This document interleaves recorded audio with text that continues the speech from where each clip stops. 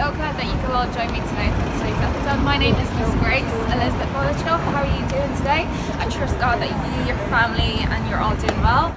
So in today's episode, basically, it's just so good to see that since the lockdown, everyone has been getting back to the normal stuff, which is great. So I'm just going to take a tour around and speak to some people just to find out how they've been, how they've been coping since the lockdown has been lifted. So stay tuned, and I pray that you'll be really blessed.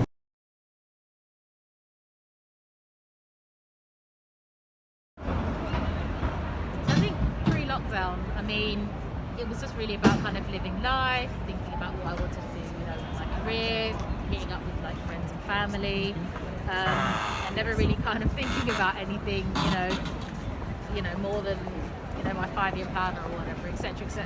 So I think when lockdown came, it was quite a shock for a lot of people. Especially the fact that it came quite kind of slowly. It was quite, we heard murmurings and everyone was like, oh, this is not going to affect us. And then I think when it did, it was very much a shock for a lot of people. But I think what I have kind of learned through lockdown is the way that kind of people come together. And I think the way that, people have realised that family and friends are just super important in life. And I think for me personally also, like, my faith has been, really key, because I think that's one of the things that has actually kind of gotten me through, because without it, it's like you'd feel quite hopeless. And I think if I ever had any kind of dark times, I did have to sort of pray on it, and I think that would actually kind of get me through. So, and I think obviously having a government which was flip flopping all the time, and we never kind of really knew, whether you were coming in, what was happening, whether you were coming or going. I think it was kind of good to just have the grounding in faith, and then also to have friends and family to help out. Tough. The first few months was actually understandable. For the government actually told us not to go out, and keep a social distance, because obviously about the virus. So the first few months was fine, especially. The weather wasn't that pleasant. Then later on we have the situation when we have lots of sun outside, we want to go out and we want to actually use the sun. And yeah, I mean, to be honest, I think it's something which government done correct, that was a good thing. Strenuous. We actually met during the lockdown, so we were dating throughout it. It was hard because obviously we couldn't see each other, and then with time things got a bit easier. We just kind of got used to it. It became like a new normal. I think for me the biggest issue was falling in love with someone during lockdown. Are you gonna cry? Yeah. Because you can step over there if you're gonna cry. Go over there. Go on. No, it's emotional. But yeah. So for me, it was definitely falling in love during lockdown. Overall, I would say it was pretty tiring, because even though I wasn't doing a lot, it was kind of, for me, boring, because I'm young, I like to go out, I like to eat, I like to, do stuff like that. So it was very boring having to be at home all the time. I wasn't working because I work in hospitality, so I had nothing to do really. The only thing that I had to do was mostly uni. So for me, I would say overall, it was boring. Like, I didn't really have a lot to do in general. Okay, the second one was harder because the first one I could deal with, I felt like it was more of a future to it. I could feel like an end goal. Very much living in the moment, I guess. This never come off, Chuck. Yeah. Living in the moment, I guess really enjoying life, I mean, when we went to lockdown, I'm not gonna lie, it was a real struggle to have all of your freedoms just stripped away. I'm very much used to doing what I want when I want, and that was a total 360.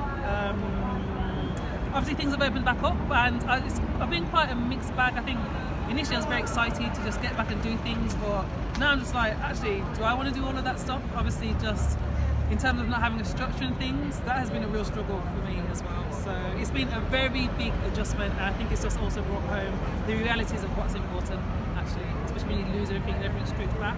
Like Angela said, having faith has been a crux in all of this, and having a good support system. And I think for me, essentially, it's kind of just taking the pressure off as well, just kind of actually just going with the flow of the days, because there's going to be some days actually where you don't want to do anything, and that's okay. So yeah, that's been my thoughts.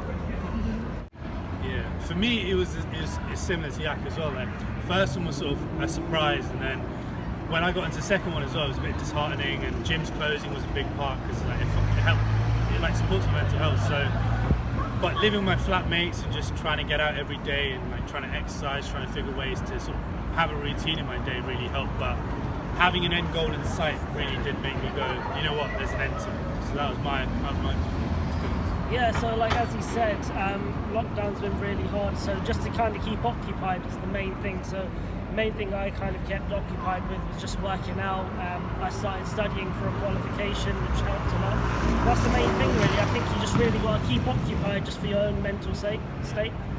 That's just really the key, because if you're sitting at home doing nothing, if you're not even going for walks, then your mind's going to be all over the place, and that's just really like, it's not a good place to be in. Okay, for me, pre-lockdown, like the girls said, I was literally just living life, planning holidays, where I was going to go, what I was going to do for the short term. And then COVID hit. And it's not been great for everybody. Literally losing family members, it's been hard. But the faith has got me through. Praying every day. Friends, your support network, these girls here. We've got each other through. Speaking to family every day. So yeah, hopefully it seems like we're coming out to the other side, and I'm just praying it's going to be better than before. Yes. No more lockdowns, hopefully better than before.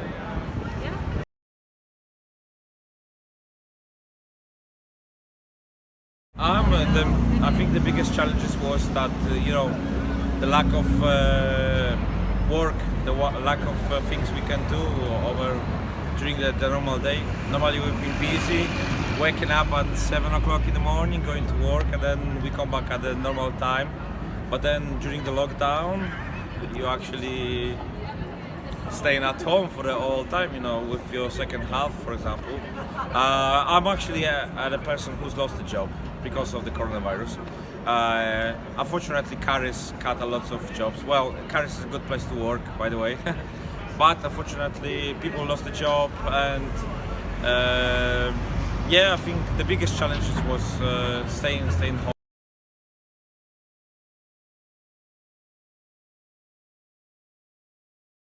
We contact with our family in Poland, and we know how tough the situation is around the world.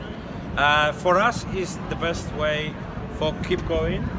It was that because we travel frequently, and actually on the 20th of March we returned from Egypt because Egypt closed the borders, the airport, and the EasyJet come back to us, take us back from Egypt to UK. And then we was thinking, when we're going to travel again? It didn't happen last year. We already booked a holiday to Greece, 20th of April. We're supposed to fly. It didn't happen. Now we book another holiday in mid-May. So if everything will happen, because we have all injections going on in the UK, so much people is actually getting the jab. So hopefully we will return to travel, and that's what keep us going. We was hoping for the normal future soon, and as you know, it might happen. It might happen not long ago. We're school teachers. School teachers, yeah. So I actually volunteered giving out food parcels, and once you get to know the people that you volunteer for, the older people especially, and then what you notice is, as time passed, you deliver to less and less people, because those people, well, for want of a better word, they were passing on. And I became friends with them, and I got to know them, and I got to know them as people, as human beings. I got really close to them. So to see them pass was really sad. That was probably my biggest struggle. I think even like the other day we went out for dinner, and there was an old lady, and she was like, "This is a dream come true." Yeah, because she hadn't been out of her house for so long. So to sit next to a table and hear like an old person be just so excited about having dinner. Exactly, that's crazy. Really nice. That was crazy. Yeah, I remember that one. Yeah, I think it made me realize that spending time with my family was something that I hadn't done in a long time. So I would say it makes not having the materialistic stuff, it makes you focus on like your friendships, building like companionships and stuff like that, because that's who you're going to speak to every day. If you have anything going on, you're always going to have that, whereas going retail therapy is not always going to be there. So yeah, I definitely think it was like knowing that that's not always going to be there. Shopping isn't always necessary. Like, I'm here right now, but it's more for like getting fresh air, you know. So yeah, I think. So yeah, I started working from home in the first lockdown. That happened ever since. In a way, it's been good because I found out I can think about what I want to do in the future. I like a good time to think, and I'm now applied to a master's and I got a place. So if anything, that's been a positive for me. For me, it's sort of been like, so I graduated in 2020 when lockdown happened in March, and we had to all leave our apartments, so we left in March and I went back home. I was doing a lot of my studying at home, which was quite tough. I didn't feel like the government supported us, the uni students, and that aspect. And then when I got my job, so I started working at Hyundai for a bit. There was no support from the government. It was just the company and me working from home. Just felt like there wasn't that level of support, but I know a lot of my friends were on furlough, they got that support through that, but I feel like uni students especially were very neglected, and working people just trying to get their way of working from home. A lot of people lost their jobs, furlough, and people sort of, mental health wise was really struggling. That's my sort of experience of it. Yeah, so in January I started my first job after graduating, and so for the first few months I was in the office and everything was okay, but then after that, when lockdown happened, the only thing I could say, like in terms of the government supporting us, was just going on furlough for like a few months. That's the only thing. But other than that, we've literally just been working from home, stuck at home. We can't really go into the office much to actually work, so it's just not been great. I'm a uni student, so I didn't stay at uni during the lockdown. I went home. That made me save a ton because I'm always spending on groceries. I'm always spending on, I don't know, anything at uni, Deliveroo, takeaway, things like that. So I definitely saved a lot because I was at home with my family, they cook for me and I didn't need to pay for groceries, so I saved on that sense. And also, I wasn't going anywhere, so new shoes, new things. I never really spent much money on new stuff because I wasn't going anywhere to be wearing it. So definitely my spending saved, like, it was a lot more than usual. I would say what kept me motivated, actually my friends, and at times my faith, because sometimes I forget to go to God when I'm worried about things. So definitely my friends, when I was stressing, that I had nothing to do, they would keep me entertained, they would call me, they would FaceTime me, things like that. So my friends and my family definitely helped me a lot. And I also think looking forward to things opening back up again kept me going, because the thought of, okay, next summer I will be able to go out again. I think that made me think, when things are open again, I will be excited and I will make the